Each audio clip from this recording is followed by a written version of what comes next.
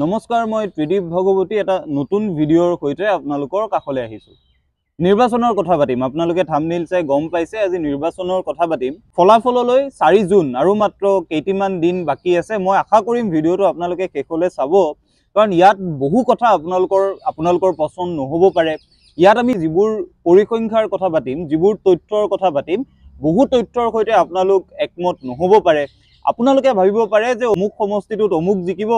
আমি যি বিশ্লেষণ কৰিছো সেই বিশ্লেষণ আপোনালোকৰ পছন্দ নহ'ব পাৰে। কিন্তু নিৰ্বাচনৰ আগমুহূৰ্তত, নিৰ্বাচনৰ ফলাফলৰ আগমুহূৰ্তত আজি এই ভিডিঅ'টোত বিশেষকৈ আমি দুগৰাকী ব্যক্তি যোগেন্দ্ৰ যাদৱ আৰু প্ৰশান্ত কিশোৰ দুয়োগৰাকীয়ে দিয়া তেওঁলোকৰ পূৰ্বানুমানৰ কথা পাতিম আৰু ব্যক্তিগতভাৱে তেওঁলোকে অসমক লৈ কোনখিনি কথা ক'লে বা আমি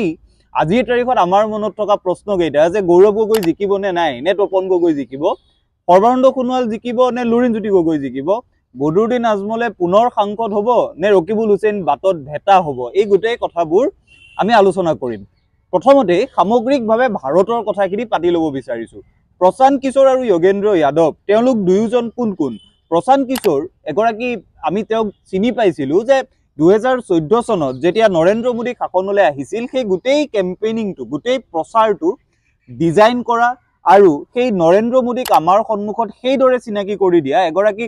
দুৰ্নীতিৰ বিৰুদ্ধে যুঁজাৰু ব্যক্তি, এগৰাকী চাইৱালাৰ পৰা গৈ প্ৰধানমন্ত্ৰী হ'ব পৰা ব্যক্তি, এই সামগ্ৰিকভাৱে নৰেন্দ্ৰ মোদীৰ ইমেজটোৰ আঁৰত থকা মানুহজন প্ৰশান্ত কিশোৰ। সেই একেগৰাকী প্ৰশান্ত কিশোৰে তাৰপাছত মমতা বেনাৰ্জীৰ লগত কাম কৰিছে, প্ৰশান্ত কিশোৰে YSRCPৰ লগত কাম কৰিছে, তেলেগু দেশম পাৰ্টিৰ লগত কাম কৰিছে, তামিলনাডুত গৈ DMK অৰ্থাৎ ষ্টেলিনৰ দলটোক সহায় কৰিছে। একেগৰাকী প্ৰশান্ত কিশোৰে কংগ্ৰেছৰ লগতো চেকা চুৰুকাকৈ কাম কৰিছিল আৰু তাৰ পাছত এই ধৰণৰ কথা এটা কোৱা হৈছিল যে প্ৰশান্ত কিশোৰে কংগ্ৰেছক যিখন ৰোডমেপ দিছিল, যিখন ৰোডমেপ অনুসৰি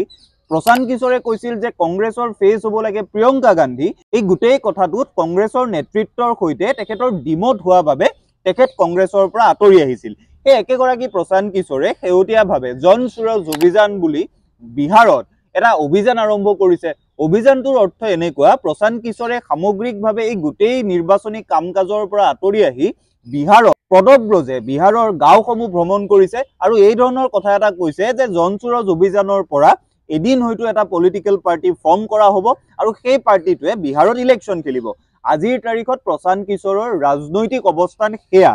তাৰ পাছত আমি আৰু এটা কথা মন দিব লাগিব, একেগৰাকী প্ৰশান্ত কিশোৰে নীতিশ কুমাৰৰ JDU জনতা দল ইউনাইটেড সেই দলটোতো যোগদান কৰিছিল, JDUৰ ভাইচ প্ৰেচিডেণ্ট হৈছিল। কিন্তু তাৰ পাছত যেতিয়া তেখেতৰ বিৰুদ্ধে বিভিন্ন কথা বতৰা আহিল, তেখেতে JDUৰ পৰা আঁতৰি আহিল। এইবাৰ প্ৰশান্ত কিশোৰে যিটো প্ৰেডিকশ্যন দিছে, যিটো প্ৰেডিকশ্যনক লৈ বহু লোকে কৈছে যে প্ৰশান্ত কিশোৰে বিজেপিৰ এজেণ্ট হিচাপে কাম কৰিছে, সেই প্ৰেডিকশ্যনটো কি? যোগেন্দ্ৰ যাদৱৰ কথা পাতিম, অসমৰ কথা পাতিম, প্ৰথমতে প্ৰশান্ত কিশোৰৰ কথা পাতি লওঁ। প্ৰশান্ত কিশোৰৰ প্ৰেডিকশ্যনটো হৈছে যে বিজেপিয়ে 2019 চনত 300ৰ ওপৰত যিমান আসন লাভ কৰিছিল, প্ৰশান্ত কিশোৰৰ মতে সেই আসন বিজেপিয়ে বৰ্তি ৰাখিব পাৰিব, কিন্তু হয়তো তাতকৈ বেছি আসন বিজেপিয়ে বা NDA এইবাৰ লাভ কৰিব। প্ৰশান্ত কিশোৰৰ চিন্তাটো সেইটো। প্ৰশান্ত কিশোৰে কৈছে যে বিজেপিয়ে 303তকৈ কম নেপায়, বেছি পাব পাৰে, কিন্তু 303তকৈ বিজেপিৰ আসন নকমে। আকৌ এটা গুৰুত্বপূৰ্ণ কথা, যিটো কথাত আমি মন দিয়াটো ভাল, প্ৰশান্ত কিশোৰে এই কথাটো কৈছে যে বিজেপিয়ে যিমান আসন পাব সেয়াহে আমি আজিৰ তাৰিখত আলোচনা কৰাটো দৰকাৰ, কাৰণ NDA বুলি ক'লে বিজেপি আৰু সহযোগী দলবোৰ বুজো। প্ৰশান্ত কিশোৰে শেহতীয়া ভাৰতীয় ৰাজনীতিৰ ইতিহাসৰ পৰা এই কথাটো কৈছে, যদিহে বিজেপিয়ে একক সংখ্যা গৰিষ্ঠতা লাভ কৰে, বিজেপিয়ে যদি 274, 275, 280, 290 বা 300খন আসন পায়, NDA লৈ বিভিন্ন দল, যিবোৰ দল আজি ইণ্ডিয়া এলায়েন্সত আছে, সেই দলবোৰেও ঢাপলি মেলিব আৰু সামগ্ৰিকভাৱে NDAৰ যিটো NDAৰ যিবোৰ আসন, এই আসনৰ সংখ্যা কিন্তু বৃদ্ধি পাব। এইটো প্ৰশান্ত কিশোৰৰ প্ৰেডিকশ্যন। প্ৰশান্ত কিশোৰে কৈছে যে বিজেপিয়ে উত্তৰ ভাৰতত আৰু পূব ভাৰতত 2019 চনত যিমান আসন পাইছিল তাতকৈ 50খনতকৈ কম আসন নাপায়। এই ভিত্তিটোত প্ৰশান্ত কিশোৰে সামগ্ৰিকভাৱে গোটেই প্ৰেডিকশ্যনটো কৰিছে। যোগেন্দ্ৰ যাদৱৰ কথালৈ আহোঁ। যোগেন্দ্ৰ যাদৱ কোন? যোগেন্দ্ৰ যাদৱ এগৰাকী এনেকুৱা ব্যক্তি যিগৰাকী ব্যক্তিয়ে যোৱা 30-35 বছৰ ধৰি, 3-4 দশক ধৰি ভাৰতৰ নিৰ্বাচনী প্ৰেডিকশ্যন, চেফলজিষ্ট বুলি আমি যাক কওঁ, এই গোটেই কামটোৰ লগত জড়িত হৈ আছিল। যোগেন্দ্ৰ যাদৱ আপোনালোকৰ হয়তো মনত আছে, আপৰ এগৰাকী কাৰ্যকৰ্তা আছিল, আম আদমি পাৰ্টিত তেখেতে যোগদান কৰিছিল। যোগেন্দ্ৰ যাদৱে তাৰ পাছত কেজৰিৱালৰ সৈতে তেখেতৰ সংঘাত হোৱা বাবে স্বৰাজ ইণ্ডিয়া বুলি এটা অনুষ্ঠান আজিৰ তাৰিখত চলাই আছে ভাৰত জিঅ'ৰ যাত্ৰাত যোগেন্দ্ৰ যাদৱক আমি আটায়ে দেখিছিলো যোগেন্দ্ৰ যাদৱে কৈছে কি তেখেতৰ প্ৰেডিকচনটো কি যোগেন্দ্ৰ যাদৱৰ কথাটো হল যে বিজেপিয়ে অকলে যিদৰে 303খন আসন লাভ কৰিছিল এই নিৰ্বাচনত বিজেপিয়ে 260তকৈ বেছি এখন নাপায় যোগেন্দ্ৰ যাদৱে কৈছে যে যিবোৰ ৰাজ্য উত্তৰ প্ৰদেশ ৰাজস্থান ছত্তীশগড় পাঞ্জাব এই ৰাজ্যবোৰত বিজেপিৰ আসন কমিব সমান্তৰালভাৱে যি ধৰণে আশা কৰি থকা হৈছে যে বিজেপিয়ে সাউথত বহুত বেছি ভাল প্ৰদৰ্শন কৰিব তেনে প্ৰদৰ্শনো নকৰে কিন্তু যেটো কথাত আমি আটায়ে মন দিব লাগে যোগেন্দ্ৰ যাদৱৰ যেটো প্ৰেডিকচন তাতো এটা কথা স্পষ্ট হৈছে যে সৰকাৰ বিজেপিৰে হ'ব কিন্তু যি ধৰণৰ মেজৰিটি এটা বিজেপিয়ে লাভ কৰাৰ কথা আছিল 400ৰ ওপৰত আসন পোৱাৰ কথা আছিল যি ধৰণৰ কথা আমি প্ৰধানমন্ত্ৰীৰ মুখত শুনিছিলো গৃহমন্ত্ৰীৰ মুখত শুনিছিলো সেই ধৰণৰ পৰিবেশ এটা যোগেন্দ্ৰ যাদৱৰ প্ৰেডিকচনে নকয় যোগেন্দ্ৰ যাদৱৰ কথা হল যে বিজেপিয়ে 260খন আসন পাব পাৰে 260তকৈ তলতো পাব পাৰে 235ৰ পৰা 260ৰ ভিতৰত আসন পাব এনডিএ 30-35খন আসন পাব আৰু সামগ্ৰিকভাৱে 270ৰ পৰা 300ৰ ভিতৰত এনডিএৰ সমগ্ৰ টেলিটো ৰৈ যাব সেয়া যোগেন্দ্ৰ যাদৱৰ প্ৰেডিকচন অসমৰ ক্ষেত্ৰত উত্তৰ পূবৰ ক্ষেত্ৰত এতিয়া প্ৰেডিকচনবোৰলৈ আহো আপোনালোকে বেয়া যদি নেপায় ভিডিওটো চাই থকা সকলে হয়তো মোক বিভিন্ন কথাত ডিমত হ'ব পাৰে অসমৰ যিবোৰ কথা অসমৰ কথা খুব কমকে তেওঁলোকে আলোচনা কৰে সামগ্ৰিকভাৱে ৰাষ্ট্ৰীয় ৰাজনীতিত অসম আৰু উত্তৰ পূবৰ 25খন আসনৰ যিমান মূল্য সেয়া উত্তৰ প্ৰদেশৰ 80খন আসন বা মহাৰাষ্ট্ৰৰ আসন কেইখনতকৈ যথেষ্ট কম গতিকে আমাৰ কথা কমকে পতা হয় তাৰ পাছতো এই দুয়োগৰাকী বিশ্লেষকে অসমৰ ক্ষেত্ৰত কি কৈছে উত্তৰ পূবৰ ক্ষেত্ৰত কি কৈছে সেই কথা পাতিব বিচাৰিছো যোগেন্দ্ৰ যাদৱে কৈছে যে অসম আৰু উত্তৰ পূৰ্বাঞ্চলৰ গোটেই কেইখন আসনত পইচা আৰু মেন পাৱাৰ মানি এণ্ড মেন পাৱাৰৰ ৰাজত্ব চলিছে যোগেন্দ্ৰ যাদৱে এই কথাটো ব্যৱহাৰ কৰিছে যে ডক্টৰ হিমন্ত বিশ্ব শৰ্মাৰ যি নেতৃত্ব তেখেতে যিদৰে ইলেকশ্যন মেনেজমেণ্ট কৰে সামগ্ৰিকভাৱে এই মেনেজমেণ্টৰ বাবে উত্তৰ পূবত বিজেপিয়ে যথেষ্ট আসন লাভ কৰিব বিজেপিৰ উত্তৰ পূবত আসন বঢ়া দুটাৰ সংখ্যা যোগেন্দ্ৰ যাদৱৰ মতে যথেষ্ট কম প্ৰশান্ত কিশোৰৰ মতেও উত্তৰ পূব আৰু অসমত বিজেপিৰ আসনৰ সংখ্যা কমা গোটেই যেটো সম্ভাৱনা এই সম্ভাৱনাটো যথেষ্ট কম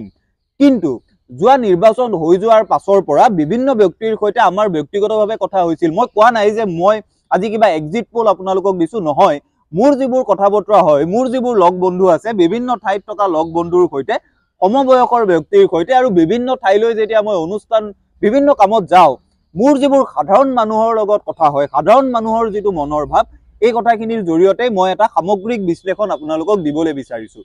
অসমৰ প্ৰথমতে পাতিবলগীয়া সমষ্টিটো হৈছে যোৰহাট সমষ্টিটো যথেষ্ট গুৰুত্বপূৰ্ণ গৌৰৱ গগৈ আৰু তপন গগৈৰ মাজৰ যিখন যুঁজ আছিল যোৰহাটত সেই যুঁজখন পাছলৈ তপন গগৈৰ বিপৰীতে ডক্টৰ হিমন্ত বিশ্ব শৰ্মা বাহিনী আৰু গৌৰৱ গগৈৰ মাজত হলগৈ এই ধৰণে গৌৰৱ গগৈৰ বিৰুদ্ধে সামগ্ৰিকভাৱে বিজেপিৰ দলটো নামি পৰিল মন্ত্ৰীসকল নামি পৰিল মুখ্যমন্ত্ৰীগৰাকী নামি পৰিল যে যুঁজখন তপন গগৈ বনাম গৌৰৱ গগৈ হৈ থকাৰ সলনি হিমন্ত বিশ্ব শৰ্মা বনাম গৌৰৱ গগৈ হলগৈ গতিকে যোৰহাটৰ ফলাফল কি হ'ব এই গোটেই কথাটোক লৈ সামগ্ৰিকভাৱে আজি অসমৰ ৰাজনীতি ভৱিষ্যত দিশত কিদৰে আগুৱাই যাব এই কথাটোৱে নিৰ্ভৰ কৰিছে যোৰহাটত যদি গৌৰৱ গগৈ জয়ী হয় আমি দেখিম অসমৰ ৰাজনীতিত হঠাৎ এটা পৰিৱৰ্তন আহিছে কাৰণ গৌৰৱ গগৈৰ বিজয়ৰ লগে লগে বিজেপি নামৰ এই শক্তিশালী দলটো বিজেপি নামৰ এই শক্তিশালী আন্তঃগাঁথনি থকা সাংগঠনিক ভেটি থকা দলটোকো পৰাজিত যে কৰিব পাৰি কাৰণ গৌৰৱ গগৈৰ বিৰুদ্ধে তাত যিদৰে দলটো ব্যস্ত হ'ল যিদৰে ডক্টৰ হিমন্ত বিশ্ব শৰ্মা ব্যস্ত হ'ল মন্ত্ৰীসকল ব্যস্ত হ'ল 100ৰ পৰা 120খন মিটিং কৰা হ'ল যদিহে গৌৰৱ গগৈ জয়ী হৈ আহে অসমৰ সামগ্ৰিক ৰাজনীতিটো পৰিৱৰ্তন হ'ব যিটো কথা যোৰহাটৰ কেন্দ্ৰ কৰি যোৰহাটক লৈ আমি আলোচনা কৰা যিকোনো আলোচনাৰ মূল বিন্দু এই কথাটো প্ৰথমতে যোৰহাট সন্দৰ্ভত আমি ক'ব পাৰো এই কথাও বাৰে বাৰে কোৱা হৈছে বিজেপিৰ বহু সদস্যই ক'ব খোজে যে যোৰহাটত মাৰ্জিনটো বহু বেছি নহ'ব যি ধৰণৰ কথা এটা প্ৰথমৰ পৰা কৈ থকা হৈছিল যে যোৰহাটত 2-3 লাখ ভোটত ইফাল হ'ব নহয় যোৰহাটত হয়তো আমি দেখিম যে 1 লাখৰ ভিতৰৰ ভোটত হয় গৌৰৱ গগৈ জিকিব নহয় তপন গগৈ জিকিব কিন্তু যোৰহাটত আমি এটা নেক টু নেক ফাইট সঁচা অৰ্থত এটা ক্লোজ ফাইট আমি দেখিম যোৰহাটৰ ফলাফলটোৰ বাবে আমি সেইকাৰণে বাট চাব লাগিব এইবাৰ আহিছো আন এটা সমষ্টিলৈ যিটো সমষ্টিক লৈ আমাৰ আটাইৰে উৎকণ্ঠা আছে সমষ্টিটো হৈছে ডিব্ৰুগড়ক কেন্দ্ৰ কৰিও এই ধৰণৰ কথা বতৰা এটা চলি আছিল যেতিয়া সৰ্বানন্দ সোণোৱালৰ প্ৰাৰ্থিত্ব ঘোষণা হ'ল ৰামেশ্বৰ তেলীৰ সলনি লুৰিণজ্যোতি গগৈ প্ৰাৰ্থী হ'ল মনোজ দানোৱাৰ প্ৰাৰ্থী হ'ল ডিব্ৰুগড়ক লৈও সামগ্ৰিকভাৱে মানুহৰ মনত এনেকুৱা এটা চিন্তা আছিল যে ডিব্ৰুগড়ত অনায়াসে সৰ্বানন্দ সোণোৱাল জয়ী হৈ আহিব হয়তো ডিব্ৰুগড়ত 3-4 লাখ ভোটত সৰ্বানন্দ সোণোৱাল জিকিব লুৰিণজ্যোতি গগৈ আকৌ এবাৰ পৰাজয়ৰ সন্মুখীন হ'ব শেহতীয়াভাৱে যিবোৰ খবৰ আহিছে, যিবোৰ কথা মানুহৰ মনত চৰ্চিত হৈছে, মানুহৰ মুখত চৰ্চিত হৈছে, সেই খবৰ অনুযায়ী ডিব্ৰুগড়তো কিন্তু যথেষ্ট ক্লোজ ফাইট হৈছে। যি ধৰণৰ আশা এটা কৰা হৈছিল যে লুৰিণজ্যোতি গগৈ সামগ্ৰিকভাৱে নিৰ্বাচনৰ পৰিধিৰ বাহিৰত থাকিব, সেয়া কাম কিন্তু ডিব্ৰুগড়ত নাই হোৱা। ডিব্ৰুগড়ত আজি ক্লোজ ফাইটৰ কথাটোৱে ইমান বেছি চৰ্চা লাভ কৰিছে যে এই ধৰণৰ কথা বতৰা মানুহে পাতিছে লুৰিণজ্যোতি গগৈ জিকি আহিব নেকি। তাৰ পাছতো এই ধৰণৰ কথা এটা ক'ব পাৰি যে ডিব্ৰুগড়ত আমি এটা নেক টু নেক ফাইট, যি ধৰণৰ ফাইট আমি যোৰহাটত দেখিছো তেনে এখন ফাইট আমি নেদেখিলেও ডিব্ৰুগড়ৰ যিটো ফলাফল, এই ফলাফলটোৱেও কিন্তু লুৰিণজ্যোতি গগৈ এগৰাকী বিৰোধীৰ শক্তিশালী নেতা হিচাপে প্ৰতিষ্ঠিত কৰাৰ উপৰি সৰ্বানন্দ সোণোৱালৰ ৰাজনৈতিক ভৱিষ্যত মুকলি কৰাৰ দিশে আগবাঢ়িব পাৰে। যদিহে গৌৰৱ গগৈ জয়ী হয় আৰু সৰ্বানন্দ সোণোৱাল ডিব্ৰুগড়ত জয়ী হয়, ডক্টৰ হিমন্ত বিশ্ব শৰ্মাৰ যি আধিপত্য আমি অসমৰ ৰাজনীতিত দেখিছো, ইয়াৰ কিন্তু অৱসান ঘটিব পাৰে বা ই এটা নতুন মূৰ ল'ব পাৰে। ডিব্ৰুগড়ৰ খবৰবোৰ তেনেকুৱা। ধুবুৰীৰ কথা পাতো। মই আপোনালোকক একেবাৰে খোলাকে কৈছো, যিবোৰ মানুহক মই লগ পাইছো, ধুবুৰীত কাম কৰা যথেষ্ট মানুহ, যিবোৰে ধুবুৰীত নিৰ্বাচনৰ কাম কৰিলে, প্ৰত্যেকটো ৰাজনৈতিক দলৰ আটাইৰে মুখত কিন্তু এটা কথা শুনিছো যে বদৰুদ্দিন আজমলৰ নাওখন এইবাৰ ডুবিছে। বদৰুদ্দিন আজমল ধুবুৰীত যথেষ্ট সংকটৰ সন্মুখীন হৈছে, যিটো অসমৰ ৰাজনীতিৰ বাবে এইকাৰণে এটা গুৰুত্বপূৰ্ণ কথা, কাৰণ যদিহে বদৰুদ্দিন আজমল ধুবুৰীত হাৰে, AIUDF দলটো অসমৰ ৰাজনীতিৰ পৰা নিশ্চিন্ন হৈ যাব নেকি, এই প্ৰশ্নবোৰ মানুহৰ মনলৈ আহিছে। ধুবুৰীৰ ফলাফলৰ বাবে আমি সেইবাবে বাট চাব লাগিব। কিন্তু আজিৰ তাৰিখত এই কথা ক'ব পাৰি, যিবোৰ কথা মানুহৰ মুখে মুখে চলিছে সেই অনুসৰি ৰকিবুল হুছেইনৰ জিকাৰ সম্ভাৱনা বদৰুদ্দিন আজমলতকৈ যথেষ্ট বেছি। গতিকে বদৰুদ্দিন আজমলৰ পৰাজয়ৰ দিনটো হয়তো আমি 4 তাৰিখে দেখিবলৈ পাম। নগাঁৱত যথেষ্ট ফাইট হৈছে, কৰিমগঞ্জত যথেষ্ট ফাইট হৈছে, গুৱাহাটী আচৰিত কৰি আমাক আটাইকে গুৱাহাটীৰ মানুহৰ মুখে মুখে, গুৱাহাটীৰ মানুহৰ লগত যেতিয়া কথা পতা যায়, এই কথা শুনা যায় যে গুৱাহাটীতো মীৰা বৰঠাকুৰ কণ্টেষ্টত আছে। গতিকে এই গোটেইকেইটা সমষ্টি, ডিব্ৰুগড়, যোৰহাট, কৰিমগঞ্জ, নগাঁও, গুৱাহাটী, এই আটাইকেইটা সমষ্টিৰ ফলাফল কি হ'ব সেই কথা জানিবলৈ আমি 4 জুনলৈ বাট চাব লাগিব। কিন্তু এটা কথা ক'ব পাৰি, এই 5টা সমষ্টিত বিজেপিৰ হাতৰ পৰা নাইকিয়া হৈ যোৱাৰ যিটো সম্ভাৱনা, সেয়া যদি 10% কোনোবা এটাত 50%, কিন্তু কোনোবা এটাত 80%। আশা কৰিম 4 জুনতে গোটেই কথাবোৰ স্পষ্ট হ'ব। আমি অসমৰ ৰাজনীতিত কি পৰিৱৰ্তন দেখিম, গৌৰৱ গগৈৰ উত্থান আমি দেখিম নে সৰ্বানন্দ সোণোৱালৰ পতন দেখিম, হিমন্ত বিশ্ব শৰ্মাৰ উত্থান দেখিম নে সৰ্বানন্দ সোণোৱালৰ পুনৰ আগমন দেখিম, এই আটাইবোৰ কথাৰ বাবে আমি 4 তাৰিখলৈ বাট চাব লাগিব। কিন্তু যিবোৰ এক্সিট পোল এতিয়া আপোনালোকে দেখি আছে, যিবোৰ কথা আপোনালোকে গম পাইছে, ইয়াৰ পৰা এটা কথা অন্তত স্পষ্ট হৈছে, যি ধৰণৰ কথা আমি নিৰ্বাচনৰ আগত শুনিছিলো যে 400ৰ ওপৰত বিজেপিয়ে আসন পাব, 400ৰ ওপৰত NDA আসন পাব, দেশত আমি পুনৰবাৰ এখন নিৰংকুশ সংখ্যাগৰিষ্ঠতা থকা শক্তিশালী চৰকাৰ দেখিম, যিখন চৰকাৰ এটা দলে চলাব, তেনে এটা পৰিস্থিতিলৈ মূৰ বোধেৰে হয়তো ভাৰতবৰ্ষ গতি কৰা নাই। এই নিৰ্বাচনটোৰ পাছত আমি এটা কথা ক'ব পাৰিম যে দেশত এটা শক্তিশালী বিৰোধীৰ ভেটি নিৰ্মাণ হ'ল। দেশত মানুহৰ মনত যিবোৰ অসন্তুষ্টি আছিল, বিভিন্ন পক্ষৰ মানুহৰ মনত থকা অসন্তুষ্টিক বিৰোধীয়ে যদিহে আকৌ বেছি আৰু বেছি শক্তিশালীভাৱে লৈ গ'লহেঁতেন, আৰু বেছি সংগঠিত আৰু মানুহৰ মনত শিপাব পৰাকৈ নিলেহেঁতেন, হয়তো আমি ফলাফল বেলেগ দেখিলোহেঁতেন। আশা কৰিম নিৰ্বাচনী ফলাফলসমূহৰ পাছত আপোনালোক আটাইলৈ আমি নতুনকৈ আৰু কিছু কথা চিন্তা কৰাৰ সমল পাম, নিজে নতুনকৈ কিছু কথা চিন্তা কৰাৰ সুযোগ পাম।